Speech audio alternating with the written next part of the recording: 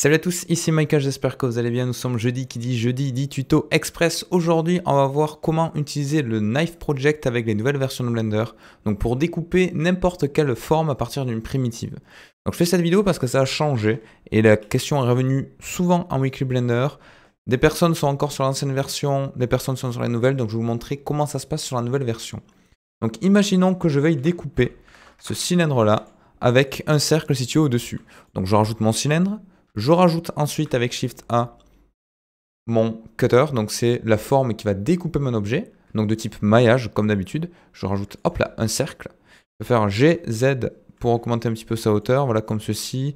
Je vais diminuer un petit peu sa taille. Imaginons maintenant que je vais projeter cette forme-là sur cet objet pour le découper. À l'époque, il fallait sélectionner l'objet, puis le cutter avec Shift ou inversement, puis on passait en mode édition sur les deux objets, puis on faisait Mesh, Knife Project, mais vous voyez maintenant ça ne marche plus, il y a une erreur.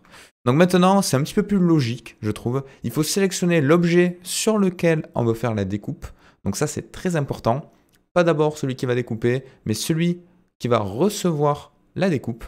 Je vais passer en mode édition, et là il faut sélectionner le cercle qui va être considéré comme l'objet cutter, donc l'objet qui va découper, qui va être projeté sur notre surface. Alors là, comment je fais pour le sélectionner? Je suis un petit peu embêté, parce que je ne peux pas, avec Shift et une sélection, le prendre en compte, parce qu'il n'est pas présent dans l'objet. Donc je suis obligé d'aller dans le Outliner, donc ça c'est un petit peu la contrainte, pour pouvoir sélectionner l'objet avec Shift en second, c'est très important. D'abord l'objet qu'on veut découper, ensuite l'objet qui va créer la découpe. Donc j'insiste, parce que souvent il y a des erreurs à ce niveau-là. Et maintenant, si je fais Mesh, Knife Project, vous voyez qu'automatiquement, quand je tourne autour de mon objet, j'ai bien ma projection qui a été effectuée. Donc je peux supprimer le cercle de base qui n'est plus du tout utile. C'est pas dynamique, hein. Une fois que la projection est effectuée, elle est terminée. Et là, vous voyez, j'ai bien mon cylindre qui a été projeté ici. Donc ça peut vous éviter par moment de faire du shrink wrap pour venir étaler un objet, du moins pour le plaquer sur une surface. Avec cette alternative-là, on peut créer des choses assez sympas. L'inconvénient, c'est quoi? Bon, l'avantage, c'est que du coup, je peux faire une extrusion facilement de la forme que j'ai extrudée.